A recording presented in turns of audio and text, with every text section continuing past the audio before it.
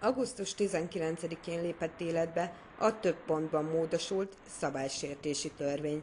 A legnagyobb változás a törvényben, hogy a tulajdon elleni szabálysértések lefolytatását önkormányzati hatáskörből bírósági hatáskörbe helyezte át. Lopás, sikkasztás, csalás, jogtalan elsajátítás és egyéb más tulajdonlási szabálysértések elbírálását most már nem az önkormányzat végzi, hanem a bíróság.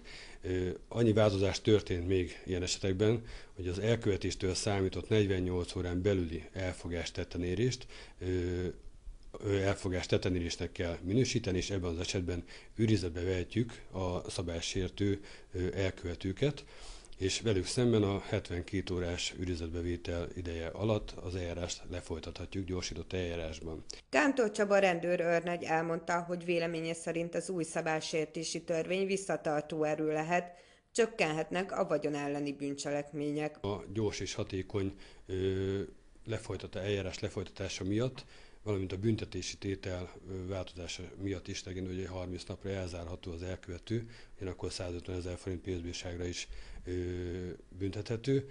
Szerintem nagy mértékben ez a bolti lopásokat vissza fogja szorítani. A rendőrei már az új szabálysértési eljárás lefolytatását alkalmazták azon két fiatal esetében, akik augusztus 23-án parfümöt tulajdonítottak el az egyik Dózsa György utcai üzletből. Két 14. életévét alig betöltő, egy magyar és egy belga állampolgár 9000 forint értékben lopott el illatszereket, a biztonsági őr tetten érte, elfogta, visszatartotta a rendőrség kiérkezéséig, időközben az eltöltött tárgyak hiánytalanul megkerültek, de ettől függetlenül tekintve, hogy az új jogszabály lehetőséget ad rá, bíróság elé állítást foganatosítottunk a szabálysértés elkövetése miatt. Velük szemben az eljárás le is zárult.